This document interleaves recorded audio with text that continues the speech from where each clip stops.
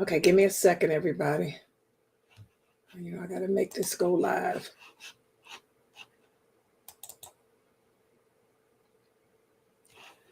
Where's Facebook? Okay.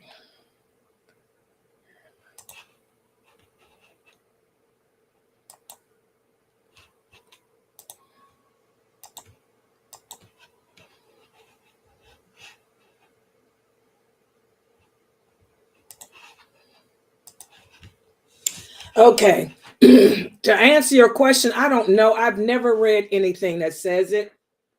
But I'm pretty sure that there were, because that happens in war. I do agree with that. When in war, that type of stuff happens. So that's a good question, though, that y'all can say for Sheikh Morsi. But no, I'm going to have Sheikh Morsi come in and do a Q&A with y'all. So that's a real good question for Sheikh Morsi, because he would know. But I'm going to be honest, there's no hadith that says it. No, not one. Not any. But I'm pretty sure this happened. Okay. All right. Give me... Wait a minute. I'm trying to fix this and put that off. Okay, guys. I'm logged in, but I'm going to have to go on this one too. Hold on. I did log in on... What's the other one called? Go on there. What is it? Instagram. So let me go on Instagram and log in.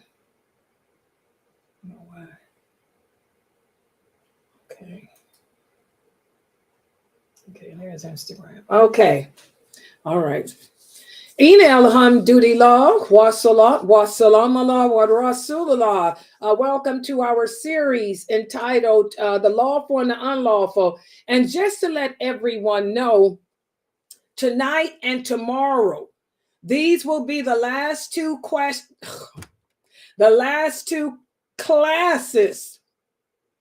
on the lawful and the unlawful in Islam.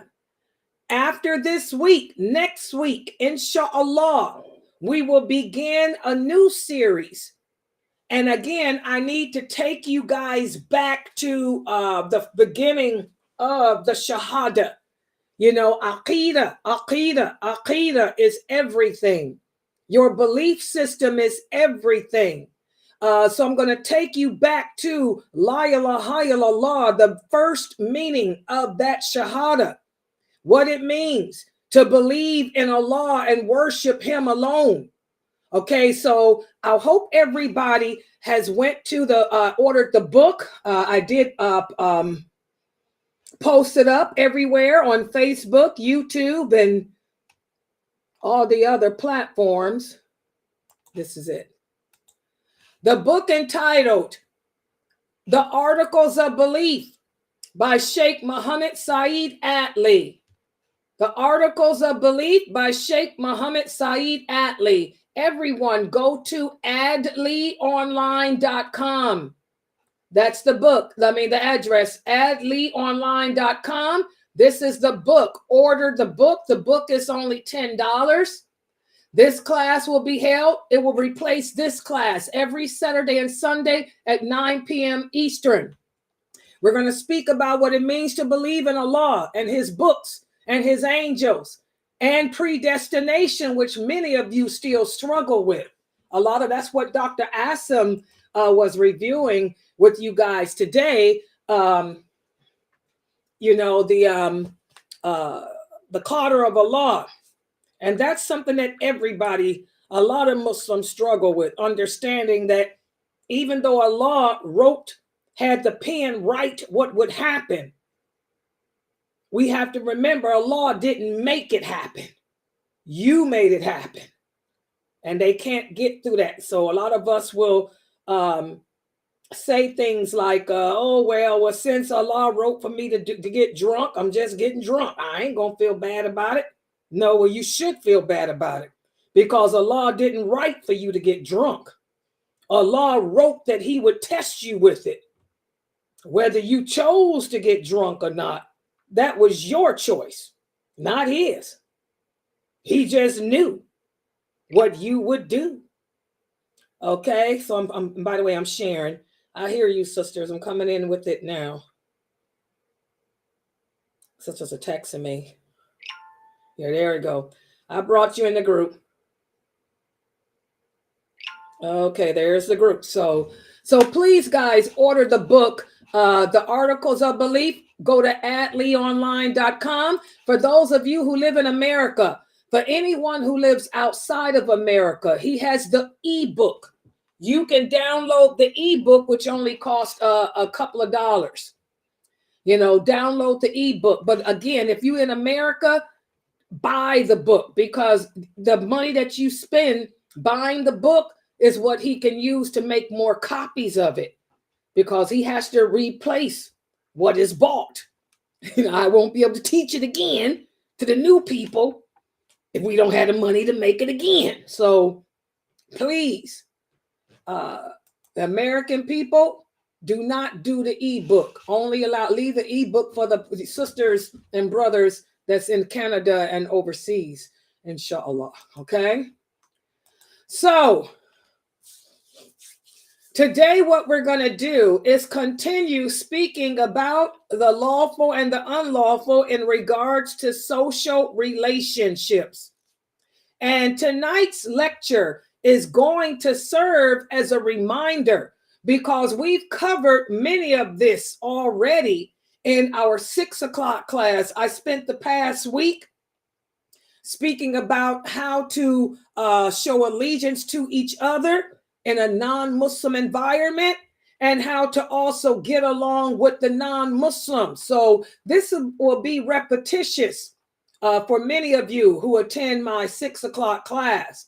And then for the others, it'll be a reinforcement of what you should know. So let me make the screen large, full screen, for the people here on Zoom. My little students in here. Let me connect you. What is that? Hello. Which one is me? Let me see if this is this okay, I think is that Instagram? Yeah, that must be Instagram. It just lags. Okay, I'm connecting you guys to Instagram.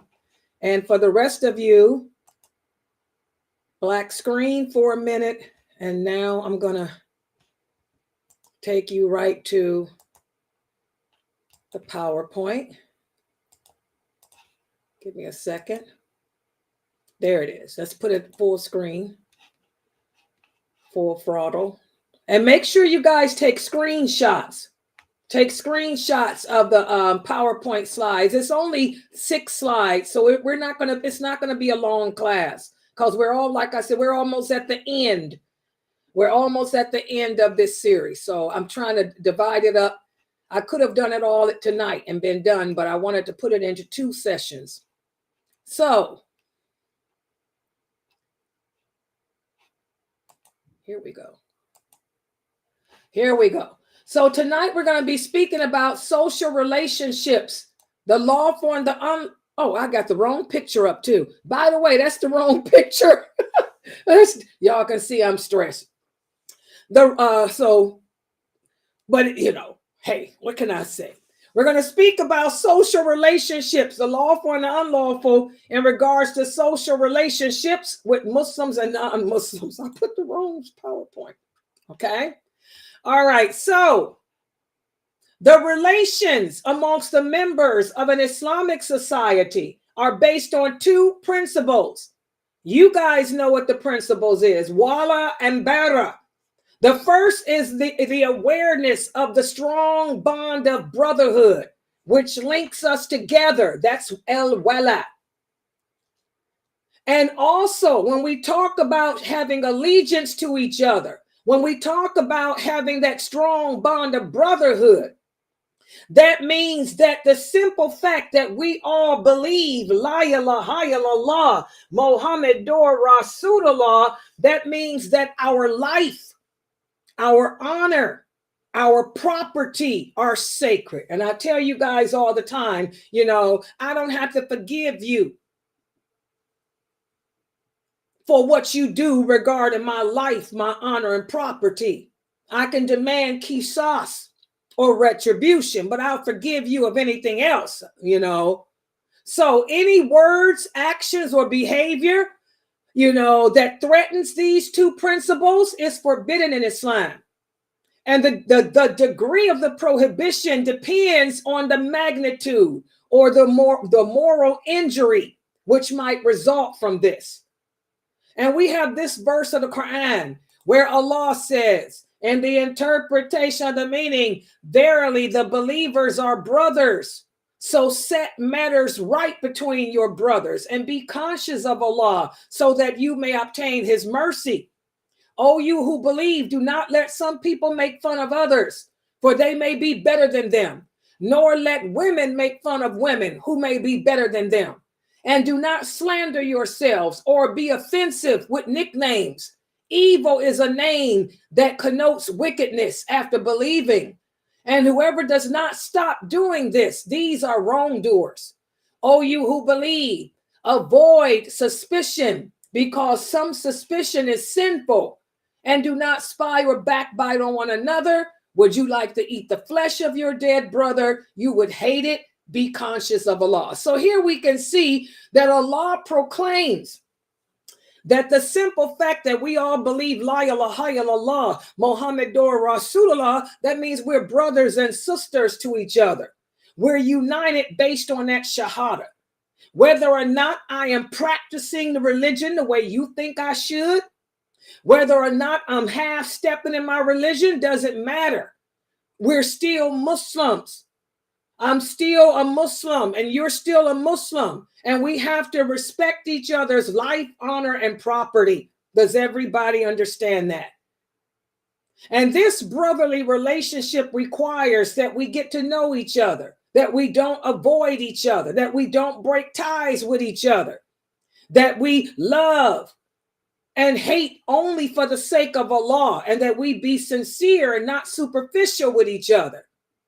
Listen to what the Prophet sallallahu alaihi wasallam said. He said, do not be envious of each other, nor backbite or hate each other. Instead, be brothers in the way of Allah. Okay? Powerful words here. And we've been speaking about this for the past 2 weeks. I hope you guys are implementing this within your Muslim communities. We have to stop holding grudges against each other.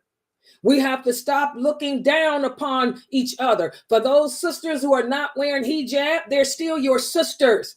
You advise them, encourage them, okay? But don't sit there and push them away. Try to encourage them, all right? And not only does Islam teach us to have good relations with each other, but also with the people of the book. While Islam does not forbid us from being kind and generous to people of other religions, we have to remember that for those who do believe in Allah, as far as being people of the book, who is a people of the book? People of the book are people who Allah sent a book of revelation to them. Okay? And if these people live in a Muslim society, they're protected, as we talked about. They're protected by the government of those countries. And if they live amongst us like they do here in America, we're still kind towards them and respectful towards them. Listen to what Allah says in the interpretation of the meaning. O people of the book, you have been, or you who have been given the book. So because that the Christians and Jews were given books before us, we're supposed to live amongst them, in kindness, unless they give us a pause not to. Does everybody understand that? And I want you guys to understand, and I wish that brother were here. What was his name? We had a brother he hasn't been back. The one who thought that Christians will be in paradise. The one that thought that Jesus was a Christian and Moses was the Jew. No, All the prophets were Muslim. And here's my dalil. Allah has ordained for the Muslims the same religion that he sent to Noah, the same that he sent to Muhammad, to Abraham, Moses, and Jesus. They were all Muslims. The original Bible, the original Torah, they were books that called the people to submission to Allah. Those books don't exist anymore. But to refer to Jesus as being a Christian, this is wrong. He was not a Christian. To refer to Noah or Abraham as being anything other than Muslim, this is wrong. Okay? They all came, as Allah says in this verse, they all came with the same religion, which is Islam. And Islam means total submission to Allah. The Christians today do not submit to Allah. The Christians after these prophets, after Jesus, did not submit to him. But they're still considered people of the book. So, as Muslims, even though Allah tells us that all the books that came before the Quran were destroyed, they don't exist, and he replaced them with the Quran, we still believe in all those original books. We don't believe in the books that exist today, except for the Quran. Okay, but the original Bible, the original Torah, we believe in them. And like the Prophet sallallahu alaihi wasallam told us, whatever good was in those books is in the Quran. You want to know what the original Bible contained. You want to know what the original Torah contained. It contained what's in the Quran.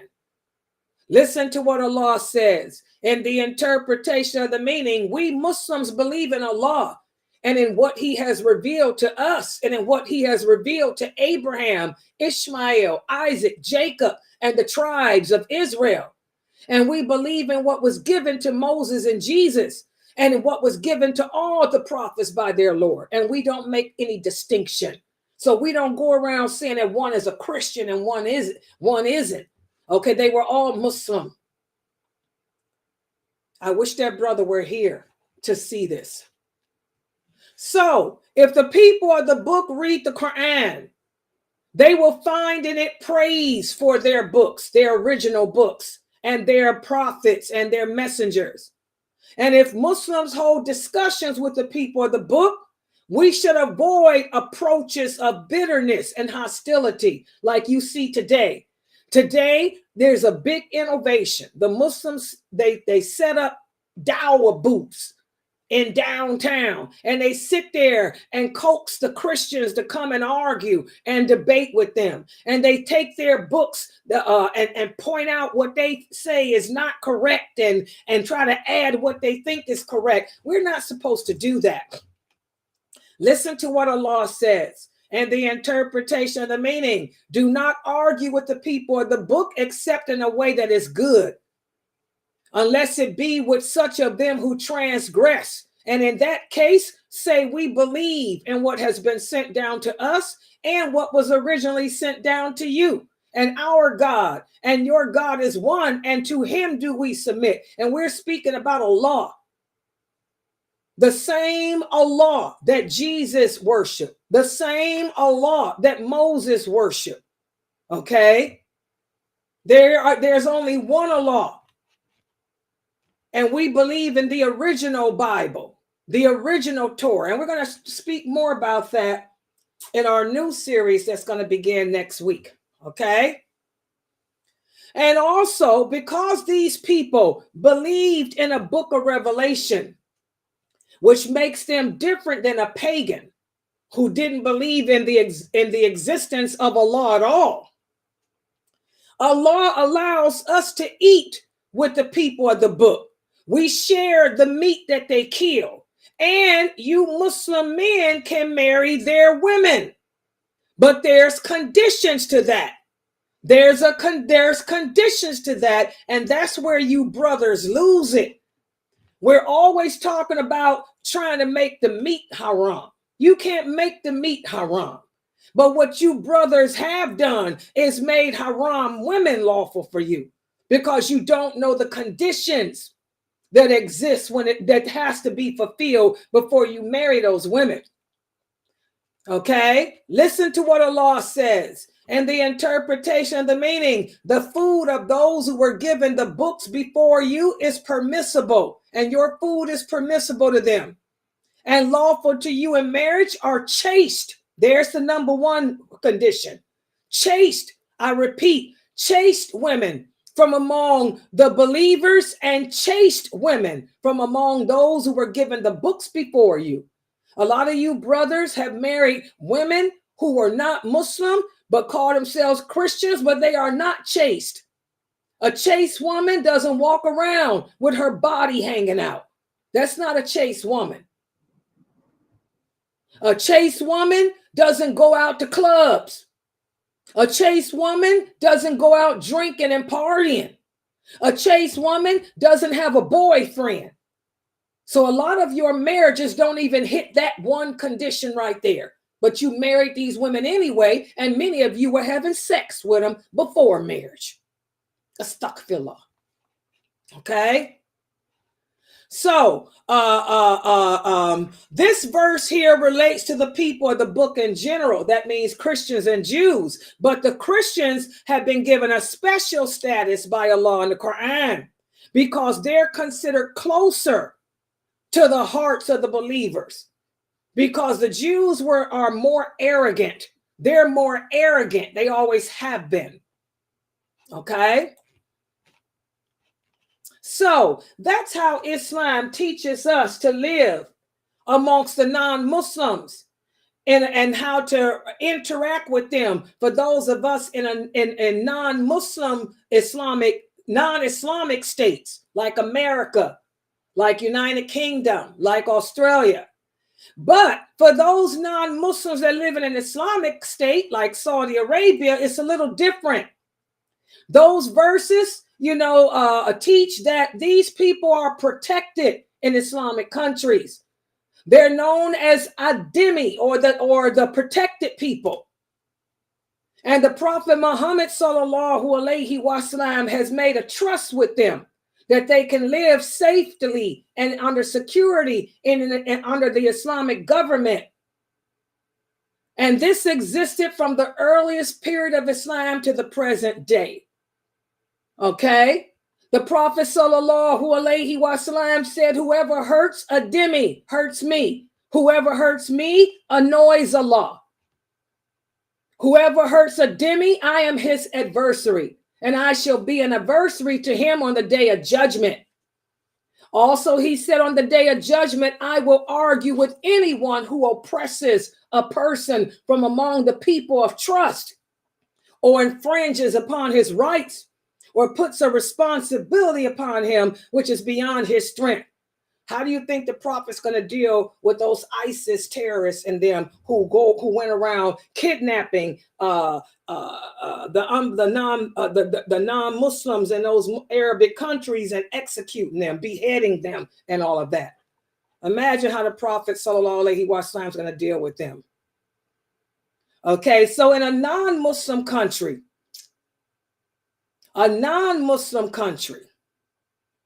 we live in harmony and peace with the unbelievers. We don't transgress them as long as they don't transgress us. And in a Muslim state, the non-believers live amongst us under our protection. So these are the social, give me a second. These are the social rights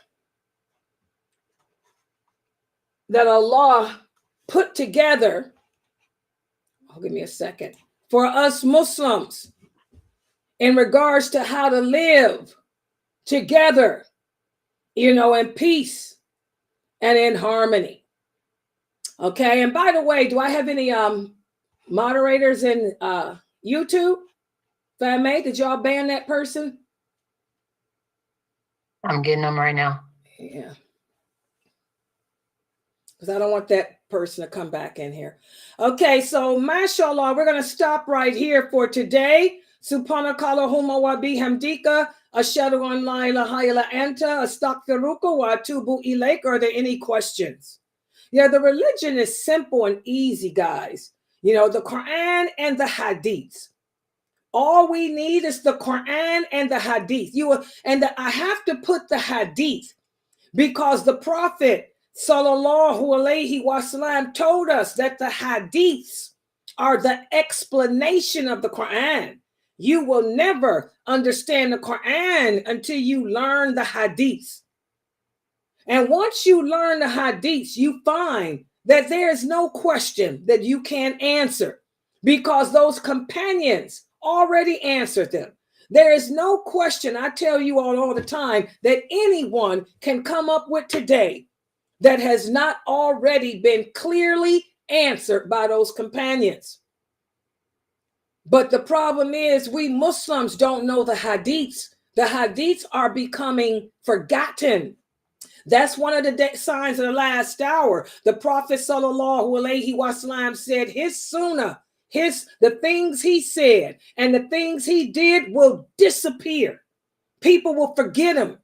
They'll replace the hadith with fatwas from their scholars. And that's what y'all see today. You know, it's all about what their sheikh said, It's not about what did the companions say. What did the companions say? If there's something in Islam that is not clear, the lawful and the unlawful have been clearly defined. There are no gray areas. I want to correct that. I want you all to realize the Prophet said there are no gray areas when it comes to the lawful and the unlawful. He said you may have a gray area. He said there may be something that you don't know, but Allah perfected it. Allah didn't leave any gray areas. Understand that, Anissa? Do all y'all understand that? I've been meaning to correct y'all. I've heard y'all say that. There are no gray areas in Islam. There may be something that's gray for you because you don't know the answer.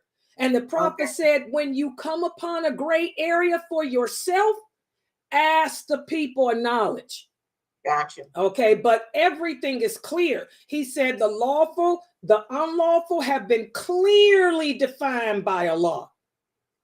It's just that we may not know everything. You don't know everything. So we asked, just like yesterday, we asked Sheikh Morsi about the hadith, about the cooked food. You know, we asked Sheikh Morsi the hadith about, can I make umrah? If I don't know something, I'm not going to sit there and say it's haram. And that's the mistake that people are making today because you don't know the answer.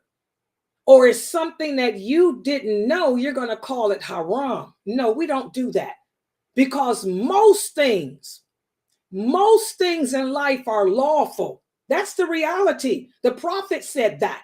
Most things are lawful, but you may not know something. It's not no gray areas. That's what separates Islam from Christianity. Christianity had a lot of gray areas. Judaism, a whole lot of gray areas.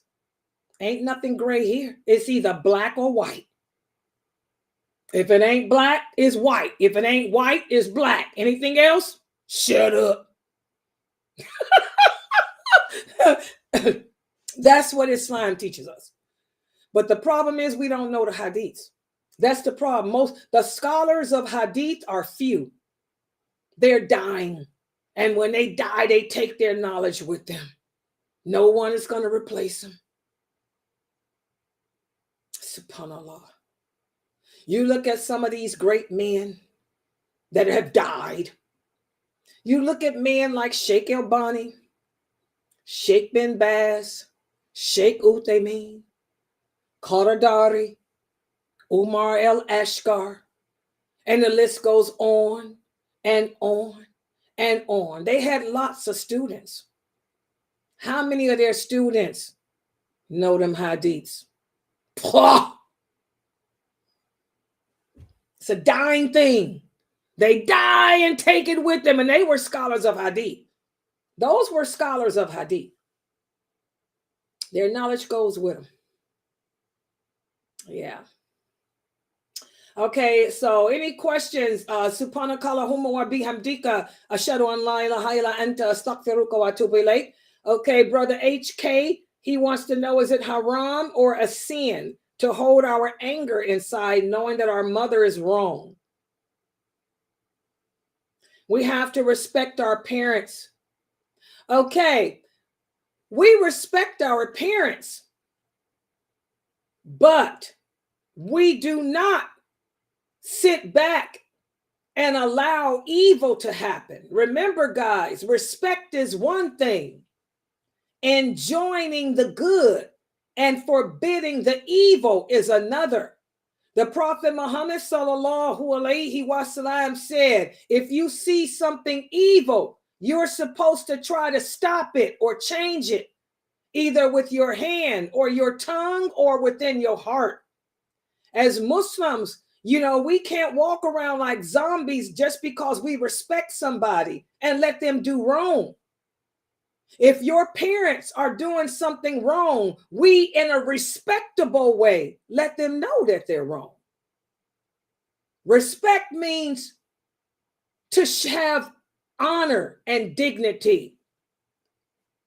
So you can approach your parents in a respectable manner without yelling, without cursing, and say, Mother, this thing that you're doing is wrong because Allah said such and such.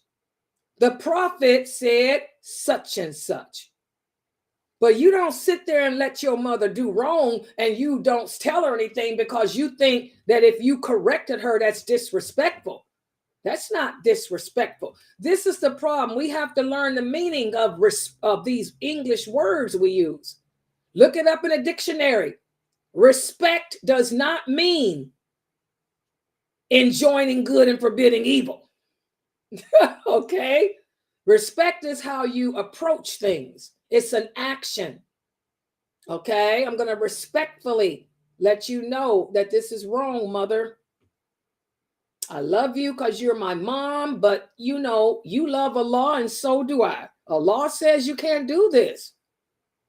So, and you just tell her in a nice way. Anger comes from shaitan. Shaitan wants you to get angry and not do anything because shaitan knows that you're obligated to do and join the good, even if it's against your relative, even if it's against yourself. So shaitan would rather have you get angry and transgress the limits of Allah. So you got a sin on you. You got two sins. Number one, you harbored anger. Number two, you didn't correct your mother. We're supposed to correct each other in a nice, respectable way. Okay? Yeah. Any other questions?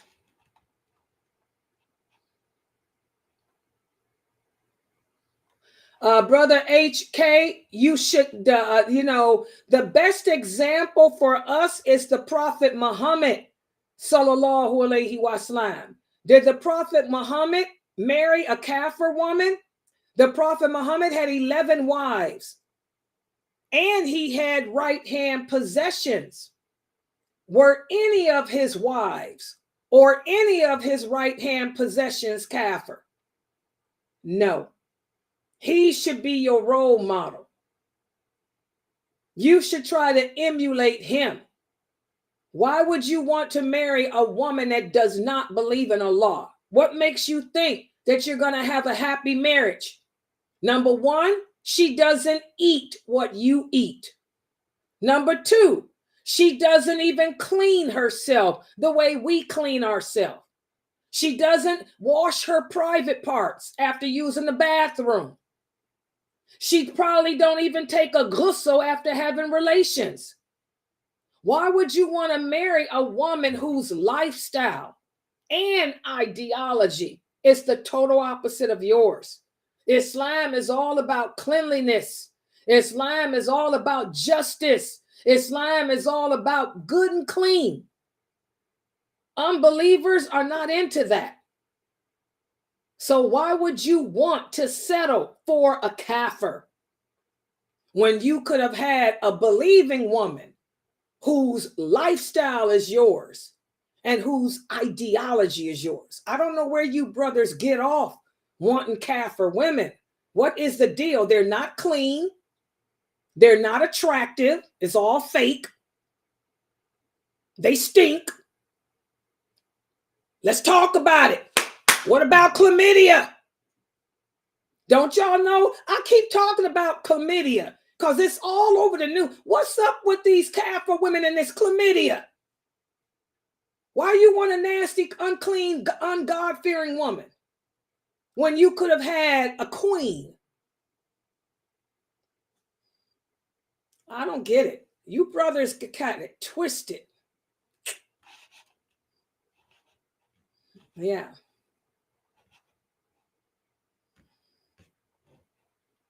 And we got so many single Muslim women. There's single Muslim women all over the world. There's a shortage of men. Seriously, there's a big shortage of men. There's so many single Muslim women, brother. You can go to any mosque, and I'm sure you can find you a wife, because these Muslim women today are desperate. You see them coming in here.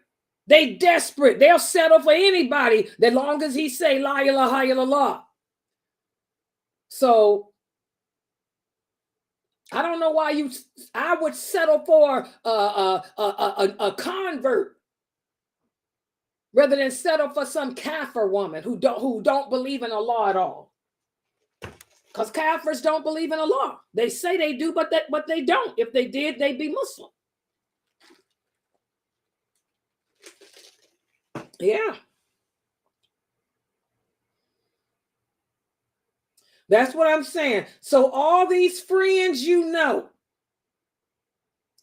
who are Muslim, who don't have husbands, why would you want to marry a kafir?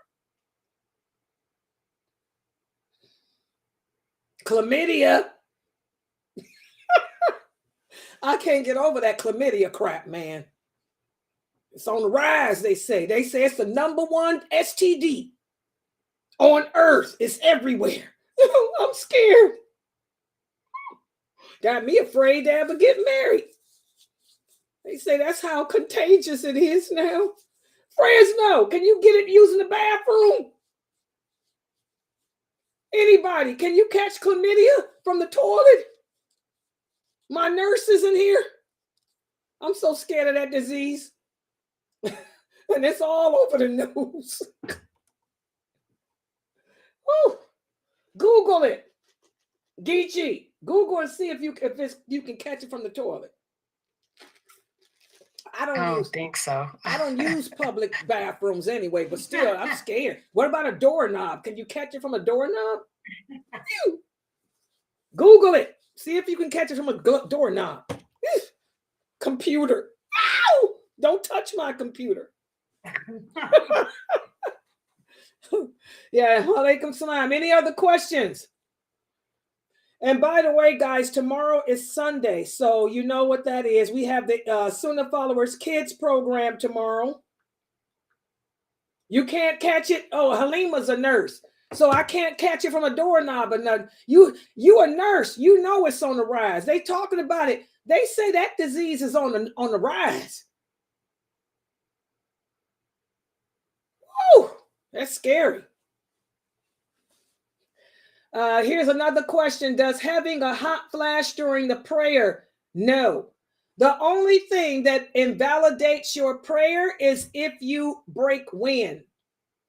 If you break wind, that invalidates your prayer. Everybody understand that? Hot flashes are part of life. Women get them, and guess what? Men get hot flashes too. They just don't talk about it. Yeah. Y'all see some of those brothers, y'all be watching on YouTube, giving lectures, and they got sweat coming all down them, and they sweating all over the place. Those are hot flashes. That means he got high blood pressure or diabetes too. Look for the warning signs. Sisters, look for the warning signs. A brother man sweating all the time, either he got a problem with sugar or he got a problem with high blood pressure because it's making him sweat, have hot flashes. Look for the warning signs. I learned that at my job. I learned that from one of my coworkers who was a man. He always was sweating, and he used to always have to use a fan. And I asked him, I said, why are you sweating all the time? He said, we have hot flashes too. He said, I'm having a hot flash. He said, I got high blood pressure. He didn't have sugar. He had high blood pressure. I said, what? He said, I'm going to tell you a secret. He said, if a man who is our age, because we was in our 50s, he said, if a man our age is sweating all the time, Sister Layla, that means he's got high blood pressure or diabetes.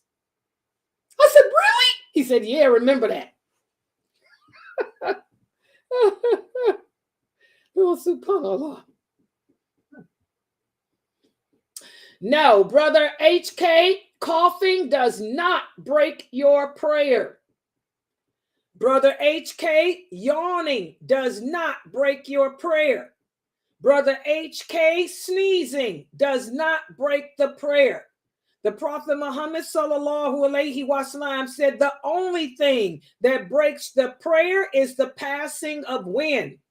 In fact, we have numerous hadiths in Bukhari and Muslim where the Prophet sallallahu alaihi wasallam was leading a prayer and somebody coughed. After the prayer, the man came to the Prophet and said, "O Prophet of Allah, I coughed. Is my prayer valid?" The Prophet said, yes.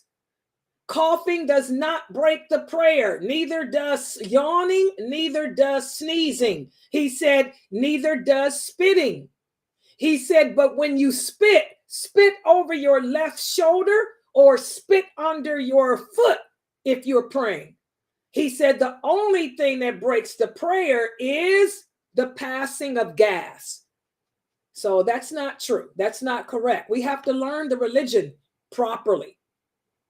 Like I tell you guys, most things in life are lawful.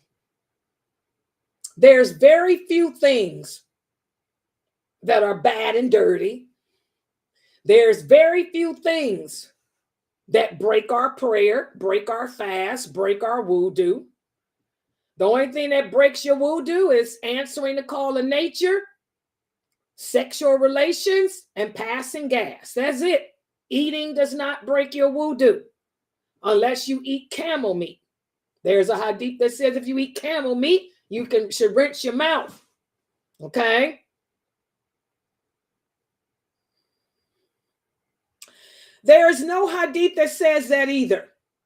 And that's a sign. I'm going to do a class on that. Innovations. What are some of the signs of innovation? If a person tells you that if you do something a certain way or a certain time or for a certain reason, and they do not bring the evidence to support it, that's a sign of innovation. Okay? There's nothing that says you have to do that. That if you're praying, you have to cough and cover with the right hand, or if you're yawning, to use the left hand. That's not from the Sunnah. There's no hadith on the earth that mentions anything like that. Nothing. That's Sufism. I can tell you where you read it from. You read it from some Sufi book. There's a lot of made up Sufi hadiths. There's a lot of made up Shiite hadiths too. So, but we only deal with that which is authentic. Yeah. The religion is not hard. Islam is so easy, but we have to learn it the correct way. When we fail to learn it the correct way, we then make it hard upon us. Y'all understand? That's why it's so important that we have teachers, to teach us, proper teachers. Yeah, qualified teachers. Not really. You just got to find the right teacher, Brother HK. I've always thought the religion was easy, but I've always had the right teachers. And surround yourself with good Muslims. It's also the company that we keep the environment that we're in. Surround yourself with strong, practicing Muslims. You want to surround yourself with Muslims that's going to challenge you to be the best you can be at this deen. You know, that's why Allah says in the Quran, compete with one another. Compete with one another in doing good deeds. Race and compete with one another in doing good deeds, because that'll challenge you. Y'all know who my competition always was? Latifah. She'll tell you. It was always me and Latifah. Who can learn them hadiths the better? Who can break them down better? Me or you, Latifah? That was always my competition. Okay? She always pushed me.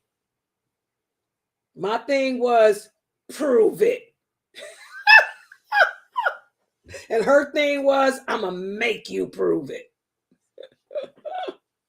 Yeah. Yeah. So, you know, surround yourself with strong practicing Muslims, brother. That's why I have in my Zoom room, I got strong practicing Muslim sisters in my Zoom room. You heard them today. Y'all heard the old ladies today. The old ladies club. These some strong women. They old, but super, super intelligent. And they love Allah. They'll die for Allah. If the Mahdi came today and announced who he was from Mecca, these old women, Anissa would rise up with her one foot and she'd hobble to that airport to go give her allegiance to him. Fresno would get all her boys to carry her all the way to Saudi to give her allegiance to him. These some strong women I got. They push you. They challenge you. They keep you on your toes. You got to find people like that, brother, to hang around with.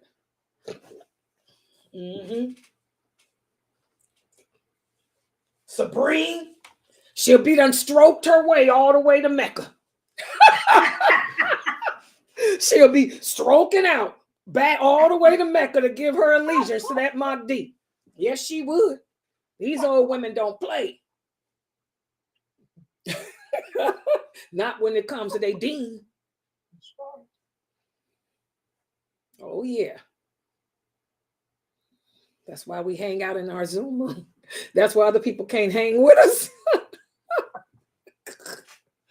Oh, let's see, who all we got in here anyway? I'm looking because I don't get to look and see who's here that much because of when I'm streaming, I can't use that can't open that thing up. Okay, guys, so tomorrow, inshallah, at 1 o'clock is the Sunnahfollowers Kids program. And then tomorrow at 6, we have Mukhtar tomorrow, don't we? At Awa? Yes. Okay, we got Mukhtar tomorrow. Let me show y'all tomorrow's Caliphate of Abu Bakr. This is Mukhtar.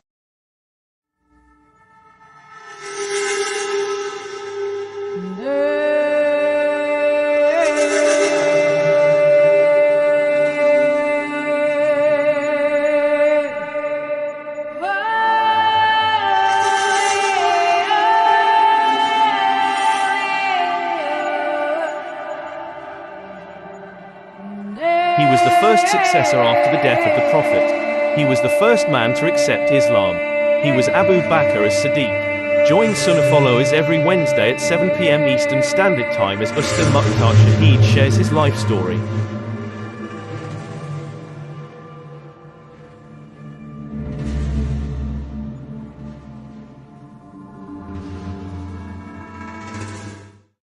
Oh, yeah. It's not Abu Bakr tomorrow. We got the life of the Prophet Muhammad sallallahu alaihi wasallam. I need to make another video for that too. What have I been using for that video? Oh, I need to make another. Okay, yeah, but that's tomorrow. We have 7 o'clock Mukhtar's Life of the Prophet sallallahu alaihi wasallam. Then we'll have my class. And again, y'all, get the book. Go to Adli Online to get this new book here for next week. The Articles of Belief. www.adlionline.com for that book, inshallah. I came last week. Huh? My book came last week. Who was that? Lucy? Yes. Okay, good. You got yours? Oh, you did get it. Okay, good. So wasn't no problem. No, ma'am. Okay, good. Yeah, I got mine here too. That's how it looks, guys. Y'all see it? Wait a minute. Yeah, hold on. Well, they can see, can't they? Oh, wait a minute. Oh, there it is. Y'all see the book? That's the book. Yeah, there it is. Yeah, that's it. And it's 80-something pages. And it talks about the pillars, the articles of faith. We're going to cover. And I'm going to have to download. You know me. I got to download the ebook too. Because in order to make the PowerPoint, and the ebook is still up there, right, Fresno? Y'all looked up, the ebook is there, right? Because I just thought about it. I got to buy the ebook to do the PowerPoint. Because I can't. Well, I got the ebook because he didn't have the other book. Okay, that's right. When I tried to get him, but I got both of them now. Good, good. Yeah, so the ebook is there, so I can copy, do the PowerPoint. But this is the book. It's on his website, www.atleonline.com. So that's the book y'all need to be ordering. And also you need to be ordering this book here, because we're going to start this probably next week too. This book, volume 2. This is Sheikh Kareem Abu Zaid's book, guys. Diluting El Wala Welbera, the Unveiled Trilogy, volume 2. This is over 500 pages. We're going to be speaking about faith in a non-faith-centered world. I cannot wait to get to this. Okay, so you should be ordering this book too. This is at Amazon. And it's $19.99. Sheikh Atlee's book is at his website, Atlee Online. It's $10. This is $19.99. So you want to make sure you get both of those books, because that's what we're going to be teaching. Those are the 2 new books we'll be starting probably next week.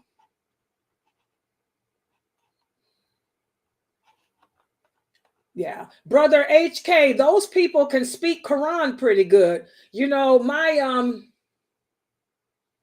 on my father's side, my was half Arab and half, I got half Arab and half Sudanese people on my father's side, because my father's people, the Sadat's mother was half Arab and half Sudanese. The father was Arab, Egyptian. Okay, so the mother was half Arab and half Sudanese. And they're good with the Quran. They're very good with the Quran. The Sudanese people have beautiful, beautiful Quran recitation. So you should be learning how to recite the Quran from them, Brother HK. Ask your friend to teach you how to recite the Quran, how to read the Quran in Arabic. Because the Sudanese have very good accents. Yeah, their Arabic is really good. Yeah, inshallah. Okay, guys, I'm going to close out right now. Don't forget, tomorrow at 1 p.m. will be the Sunnah Followers Kids. Then we have my class at 6, then Mukhtar's at 7, and then that's 9 o'clock, last final of the Lawful and the Unlawful. So I want to thank everybody for joining. I got to get busy now making y'all's PowerPoints, your videos, and putting them up. Please share my website. Subscribe to my YouTube channel. Please like all my videos, and please share them to the people on your list. Try to get as many Muslims as we can to join, and please donate. Donate to support this dawah effort. All right. So subhanakallahumma wa bihamdika ashhadu an la ilaha illa anta astaghfiruka wa atubu ilayk. I'll see you guys in the Zoom room. Assalamu alaikum wa rahmatullah.